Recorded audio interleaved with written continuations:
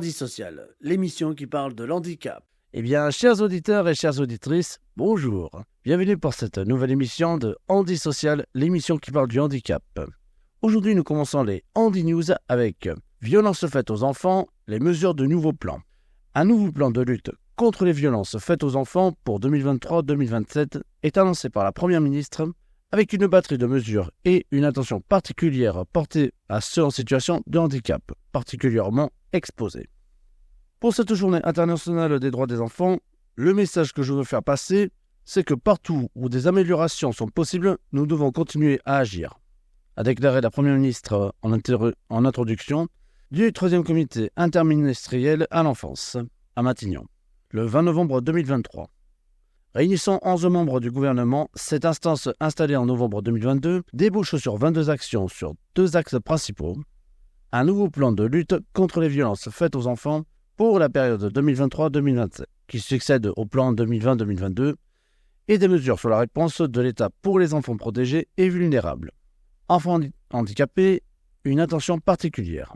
S'il concerne tous les enfants, ce nouveau plan précise porter une attention particulière à ceux en situation de handicap, particulièrement exposés aux violences, pour lesquelles toutes les actions sont adaptées et renforcées. Rappelons qu'ils sont à un risque 2,9 fois plus élevé d'être victimes de violences sexuelles. Il entend ainsi améliorer la formation sur toutes les formes de violence avec la mise en place d'un plan de formation pour les agents des ministères, magistrats, professionnels de l'enfance et les soignants. Il juge également essentiel d'éduquer nos enfants sur leurs droits et le respect du corps de chacun pour les protéger, notamment contre les abus sexuels. Il prévoit également de renforcer dès 2024 les moyens humains pour réaliser davantage d'inspections contrôlées au sein des établissements sociaux et médico-sociaux ESMS, accueillant des enfants protégés ou en situation de handicap, et de déployer d'ici 2027 une mallette pédagogique de sensibilisation sur le repérage et le signalement des situations de violence faites aux enfants dans ces établissements. D'autres mesures. Ensuite, l'OFMIN, ou Office de mineurs, un service d'enquête chargé de diligenter des procédures judiciaires mises en place en septembre, verra ses effectifs passer de 37 à 85 enquêteurs d'ici 2 ans, au-delà de l'objectif initial. De nouveaux postes sont également promis au sein des dispositifs de recueil de la parole de l'enfant, tels que le numéro 119 ou la cellule Signal Sport qui opère contre les violences dans ce secteur. Et par ailleurs annoncé la nomination de 10 délégués départementaux à la protection de l'enfance, placés auprès des préfets, dispositif qui a vocation à être généralisé. Ce plan prévoit la création d'une unité d'accueil pédiatrique dans chaque tribunal d'ici 2027, en favorisant l'accessibilité dans ces UAPED aux enfants en situation de handicap visible ou non. Par ailleurs, une campagne de communication prévue chaque année portera en 2024 sur les violences faites aux enfants dans le sport, en faveur des enfants protégés. Deuxième thème abordé, l'action de l'État en faveur des enfants protégés et vulnérables, accueillis par l'aide sociale à l'enfance, ASE, dont 25% seraient en situation de handicap, notamment psychique.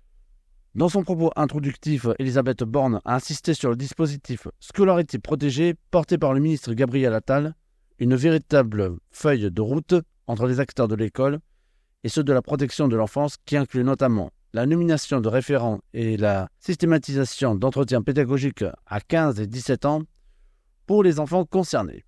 Est également prévu le doublement de l'enveloppe dédiée aux enfants protégés en situation de handicap dans le cadre des contrats État-département avec la volonté de renforcer l'action de l'État dans le médico-social et de développer des solutions d'accueil nouvelles pour les enfants de l'ASE en situation de handicap, a déclaré Elisabeth Borne. Elle a par ailleurs annoncé un coup de pouce financier de 1 500 € pour les jeunes sortant de l'ASE automatiquement perçus à la majorité, dans le cadre d'Impact Autonomie Jeune, qui comprendra des actions de mentorat et une cérémonie de majorité organisée dans les départements. Réaction mitigée des associations. Si l'association L'Enfant Bleu, visitée le 20 novembre par Elisabeth Borne à Issy-les-Moulineaux, a réservé un accueil plutôt favorable à ces mesures, d'autres s'avèrent moins enthousiastes. Présidente de l'association La Voix de l'Enfant, Martine Brousse a évoqué une forme de déception à la vue de ce plan. Au lieu d'avoir une vue globale de l'enfant en souffrance, on a des annonces de choses déjà faites. Il n'y a presque rien de nouveau, a-t-il jugé. Les enfants ont besoin d'un plan d'urgence, pas d'un plan de communication, a également critiqué le collectif enfantiste. Ancien enfant placé, ancien membre du Conseil national de la protection de l'enfance, Guy Loufoque a décrit un empilement de mesurettes sans réel financement. Ce plan est dévoilé 3 jours après la remise du rapport de la Ciivise, commission indépendante sur l'inceste et les violences sexuelles faites aux enfants. D'ailleurs salué par la Première ministre qui comprend 82 préconisations sans contenir de mesures spécifiques pour les enfants handicapés, ces derniers ont infusé l'ensemble du rapport, assurent ses auteurs. Eh bien, nous passons tout de suite avec le deuxième news, le handicap invisible stigmatisé, un combat dans l'emploi. Ça n'a pas été bien vu. Parfois, le handicap invisible transforme le travail en combat. Rivalité entre collègues, incompréhension, mise au placard. Le FIF organise donc un Tour de France dédié pour lever les voiles sur 80% des handicaps. Pour les collègues, quand tu as un handicap, tu rentres chez toi. Devant une centaine de personnes réunies au château de Chamerolles en Loiret, Christelle Guy raconte la stigmatisation professionnelle vécue après le diagnostic de son handicap visuel. Jusqu'alors épanouie au travail, dans la cuisine d'un lycée de Châteaudun, sa vie a basculé en 2005 quand elle a fait une hémorragie oculaire. Quelques semaines plus tard, le diagnostic tombe. Comme un Français sur 2000, elle a un kératocone, une déformation de la fragile couche présente à la surface de l'œil, la cornée. C'est le début d'année de souffrance au travail. Comme on connaît parfois les personnes atteintes de handicap invisible, déficience visuelle, cancer, dépression, diabète, etc. Tour de France des handicaps invisibles. Pour sensibiliser les employeurs publics et ces handicaps, le Fonds pour l'insertion des personnes handicapées dans la fonction publique, FIPS, organise depuis mai et jusqu'en 2024 un Tour de France des handicaps invisibles avec une étape par région. En septembre, la directrice du fonds, Marine Neuville, est venue rappeler au château de Chamerolles que 80% des actifs handicapés ont un handicap qui ne se voit pas, comme le kératocone. Ce dernier peut provoquer un dédoublement de la vision et dégrader la vision nocturne. Quand j'ai dit aux collègues que je ne pouvais plus travailler le soir, ça n'a pas été bien vu, explique Christelle Guy dans la grande halle du château. On m'a viré de la cuisine. On m'a mis un peu au ménage en attendant de trouver une solution. Je suis parti faire du secrétariat avant finalement d'exercer aujourd'hui comme agente d'accueil, raconte-t-elle. L'arrivée en 2021 d'une nouvelle responsable de service lui a enfin permis de retrouver du plaisir au travail. Voir les qualités avant les défauts. Avant de voir les défauts des gens, j'essaie de voir leurs qualités, assure cette responsable, Marie-Angélique Kanenga. Si une personne est agressive, comme elle était devenue Madame Guy, c'est forcément qu'elle a un mal-être et il faut essayer de creuser pour le comprendre, poursuit-elle. En dépit du harcèlement décrit par Madame Guy, la fonction publique est meilleure élève que les entreprises privées en matière d'inclusion professionnelle. Selon le FIPS, parmi ces 5,7 millions d'agents publics, la France comptait en 2022 plus de 260 000 personnes handicapées bénéficiaires de l'obligation d'emploi, soit un taux d'emploi direct de 5,45% contre 3,5% dans le privé, en deçà malgré tout du taux minimum de 6% fixé par la loi. Lire fonction publique et handicap, meilleur élève que le privé. L'affaire de tous. Pour s'en rapprocher, il faut réaliser que le handicap est l'affaire de tous, pas seulement des référents handicap de l'administration, martèle Marine Neuville. Médecins ergonomes, responsables hiérarchiques, référents départementaux ou régionaux, on est plusieurs à intervenir, résume Lauriane Rochard, chargée de mission handicap à la région Centre-Val de Loire. Et alerte numérique, chaque détail compte. Quand j'ai commencé ma carrière à la fin des années 1980, le problème principal était l'aménagement de postes. Se souvient Jamshid Kouandel, aveugle de naissance et spécialiste de l'accessibilité des sites web du gouvernement. Aujourd'hui, le problème n'est pas uniquement là. On a un poste adapté, mais les autres agents publics utilisent des outils communs qu'on ne peut pas adapter, ajoute-t-il d'une voix douce. Remboursement de frais de mission, consultation d'offres d'emploi sur l'intranet de l'administration, des opérations banales virent rapidement au casse-tête. Plus de bénéfices que de coûts. Pourtant, en facilitant notamment l'insertion professionnelle, l'accessibilité numérique présente plus de bénéfices que de coûts pour la société, insiste M. Coandel sous un soleil déclinant. Le bénéfice est collectif, mais le coût est localisé au niveau du service ou de l'administration. C'est pour ça qu'on a besoin d'obligations légales et d'incitations, conclut-il. Le 21 novembre, la direction interministérielle du numérique a signé une nouvelle convention avec le FIPS, dotée de 20 millions d'euros sur 4 ans, pour améliorer l'accessibilité des outils numériques utilisés par les agences publiques, notamment dans les collectivités locales. Le gouvernement a en outre promis, en septembre, des sanctions renforcées par les sites web de l'administration insuffisamment accessibles. Avantage porté sur la sensibilisation, le FIPS compte lui poursuivre son tour de France dès décembre en Occitanie pour mieux faire connaître aux employeurs publics un autre type de handicap invisible, les troubles cognitifs. Nous passons maintenant en troisième actualité avec Civiz, les enfants handicapés face aux violences sexuelles. Parmi tous les enfants handicapés sont en première ligne de violences sexuelles et de l'inceste. Attendue depuis 3 ans, la Civiz rend son rapport pour enfin ouvrir les yeux sur l'indicible. 700 pages sans appel et 82 préconisations urgentes. Plus de 6 enfants en situation de handicap sur 10 victimes de violences sexuelles ne sont pas crus. C'est 3 fois plus que pour les autres, 22%. Violences sexuelles faites aux enfants, on vous croit. C'est le titre sans équivoque du rapport de la Civiz, commission indépendante sur l'inceste et les violences sexuelles faites aux enfants, rendu public le 17 novembre 2023. Parmi les 30 000 victimes qui ont témoigné, 1534 présentaient un handicap, dont 196 ont répondu à la version FALC, facile à lire et à comprendre. Ce rapport, ce sont 3 ans de travaux, 700 pages de conclusions et 82 préconisations. Ces aveux sont sans appel. Nous, la société, nous nous sommes trompés. Nous avons cru qu'il était préférable de faire comme si ça n'existait pas, comme si c'était impossible. Au total, 160 000 enfants sont chaque année victimes de violences sexuelles en France, dont un minimum 7 680 en situation de handicap, certainement davantage. Le temps de cet échange, 20 à 30 enfants auront été violés, a déclaré le juge Édouard Durand, coprésident de la Civiz, lors de son audition devant la délégation aux droits des femmes du Sénat. Les enfants handicapés en première ligne. L'occurrence handicap apparaît 369 fois dans ce rapport, tandis qu'un chapitre entier est dédié aux spécificités des enfants en situation de handicap. Marie Rabatel, présidente de l'association francophone des femmes autistes, membre de la Civiz, s'est battue tout au long du processus pour faire entendre leur voix, ce qui n'était pas une évidence au départ. Lire Docu Marie Rabatel, plein phare sur les violences sexuelles. Cette vingtaine de pages dresse un constat aussi inédit qu'édifiant pour ce public. Le ministre chargé de l'égalité entre les femmes et les hommes, Bérangère Couillard, a rappelé lors de la remise du rapport que les enfants en situation de handicap sont 2,9 fois plus souvent victimes de violences sexuelles et 4,6 fois en cas de troubles cognitifs. Le déni des dénis.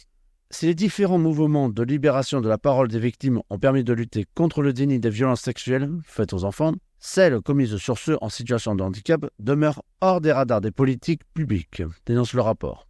Cette absence de prise en compte est la conséquence directe de l'infantilisation de ce public et de la mise en doute de sa parole, difficulté à s'exprimer, à percevoir, à répondre ou encore à comprendre l'intention de l'autre, adolescents considérés comme des petits-enfants en cas de dépendance psychique ou physique. Par ailleurs, selon la ministre, trop de psychotraumatismes sont mis sur le dos du handicap, ne permettant pas d'objectiver les faits, alors même que l'impact des violences sexuelles est plus sévère pour les enfants en situation de handicap, explique le rapport. Une fois l'acte commis, l'accompagnement s'avère particulièrement défectueux avec une prise en charge inadaptée par les services sanitaires, mais aussi par la justice, puisque les plaintes sont le plus souvent classées sans suite. En institution et au domicile. C'est parfois le rapport au corps spécifique construit par la vie en institution qui contribue à rendre les enfants en situation de handicap particulièrement vulnérables. Habitués à être déshabillés, lavés, manipulés, déplacés par plusieurs professionnels, ils ont d'autant plus de mal à distinguer les gestes légitimes des soignants de ceux relevant de la violence sexuelle, illustre la Civiz. Mais si 36% des viols sur mineurs en situation de handicap enregistrés par les services de sécurité ont eu lieu au sein d'un établissement, IME, ESAT, hôpitaux, dans 35% en IME, le domicile n'est pas épargné. 27%. Ces enfants ont également plus souvent le risque d'être la proie de plusieurs agresseurs et les agressions durent globalement plus longtemps. S'il aborde la situation des enfants handicapés victimes d'abus, ce rapport fait aussi un état des lieux de l'impact destructeur sur les enfants a priori non touchés par le handicap, à la fois physique et mental. Le handicap devient alors une conséquence des violences subies de l'enfance. Dans un tiers des cas, l'invalidité est une résultante de viol, notamment en cas de handicap mental. 82% de préconisations réalistes et réalisables. Pour sortir de cet abysse, la Civise formule 82 préconisations réalistes et réalisables avec une mise en œuvre qui sera moins coûteuse que le coût du déni, lire impact des violences sexuelles, un coût du déni édifiant. Dans le cadre des établissements médico-sociaux, le rapport propose par exemple d'organiser le contrôle de manière préventive et en donnant compte des signalements, de former les professionnels au respect de l'intimité corporelle et d'assurer l'organisation sur l'ensemble du territoire d'espace, d'écoute et d'échanges accessibles à tous. Citant en particulier le dispositif Handigynéco. Si aucune recommandation ne mentionne explicitement le handicap, tous ou toutes ont été pensés en se calquant sur la spécificité des enfants en situation de handicap pour en faire des mesures applicables à tous, tient à rassurer Marie Rabatel. On peut avoir l'impression qu'ils ne sont pas pris en compte, mais ils imprègnent en réalité toutes les situations. Après 3 ans de travail, il y a une prise de conscience. Lorsqu'on sait faire pour les plus fragiles, on sait faire pour tout le monde, ajoute-t-elle. Des sujets non traités. Mais pour cette militante insatiable, tous les sujets n'ont pas été traités. Il manque par exemple une mesure dans le cadre de l'amendement qui permet de maintenir dans des établissements pour enfants de jeunes adultes en attente de place. Tous cohabitent dans un même huis clos, observe-t-elle. C'est une faille importante en termes de prévention. Elle dénonce par la suite un cercle infernal puisque certains de ces jeunes adultes, tant infantilisés, peuvent à leur tour devenir des proies idéales pour les prédateurs sexuels lorsqu'ils finissent enfin par être accueillis dans des foyers de vie. Quel est l'avenir pour la Civise ? Maintenant qu'il a fait le job, quel est l'avenir pour la Civise ? Nous espérons qu'il ne s'agit pas d'un rapport final, mais d'un rapport d'étape, insiste Édouard Durand. Initialement prévue pour 2 ans, puis prolongée d'1 an, elle est en sursis. Le 19 octobre 2023, la tribune d'un collectif de professionnels et d'associations parut dans Le Monde titrait « Supprimer la Civise et renvoyer la victime au silence et condamner les prochaines ». Tous appellent sans délai à la prolongation de sa mission. Un courrier a été envoyé en ce sens au président de la République. Et maintenant nous passons à la 4e actualité avec Centre de loisirs et handicap, le coup de pouce des CAF. Face à la baisse de fréquentation des centres de loisirs, la Caisse nationale des allocations familiales a décidé le 8 novembre 2023 de les aider financièrement. Un complément inclusif est créé pour favoriser l'accueil des enfants handicapés. Les calendriers de la Caisse nationale des allocations familiales, CNAF, et du défenseur des droits plutôt synchro, le 15 novembre 2023, la DDD, Claire Hédon, publie un rapport sur le droit des enfants aux loisirs, au sport et à la culture. Précisant que, faute de personnel et de moyens insuffisants, l'accès aux loisirs, aux sorties scolaires, aux centres aérés pour les enfants handicapés laissait encore à désirer. Lire enfants handicapés, privés de loisirs selon le DDD. Un soutien financé par les ALCSH. De son côté, la CNAF adopte le 8 novembre 2023 plusieurs mesures en faveur d'un soutien financier supplémentaire pour les ALSH. Accueil de loisirs sans hébergement. La France en compte 32 000 des établissements soutenus historiquement par la Caisse. Or, depuis quelques années, ces structures qui accueillent au moins une fois dans l'année la plupart des enfants observent une baisse d'activité de 8%. La raison, une fois encore, la hausse de coûts de fonctionnement et la pénurie de personnel formé, expérimenté dans 14 CAF. Pour améliorer leur fréquentation, la CNAF met en œuvre plusieurs mesures spécifiquement dédiées aux enfants handicapés. Elle souhaite créer un complément inclusif qui vise à mieux financer toute heure d'accueil de l'un des 240 000 enfants en situation de handicap scolarisés à un accueil de loisirs. Ce dispositif est expérimenté dans 14 caisses d'allocation familiale, CAF, concourt à l'objectif de la branche famille de la sécurité sociale d'une société plus inclusive, affirme Isabelle Sancerny, présidente du conseil d'administration de la CNAF. Plus globalement, ce nouvel engagement semble s'inscrire parmi les objectifs majeurs prévus dans la nouvelle convention d'objectifs et de gestion signée entre la CNAF et l'État en juillet dernier, précise Nicolas Grivel, directeur général de la CNAF. Elle s'est en effet engagée à consacrer 310 millions de plus par an à l'enfance et à la jeunesse entre 2023 et 2027. Et bien voilà, chers auditeurs et chères auditrices, nous avons eu les Handy News du 22 novembre 2023. Alors rappelez-vous, chers handicapés, tant que vous avez de l'ambition, tant que vous avez de la volonté, battez-vous pour vos rêves et montrez aux gens que vous pouvez vous en sortir.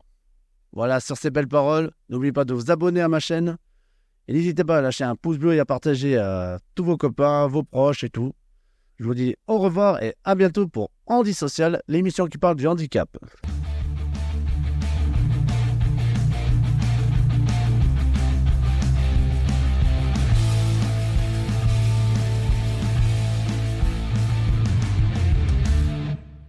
Handi Social, l'émission qui parle de l'handicap.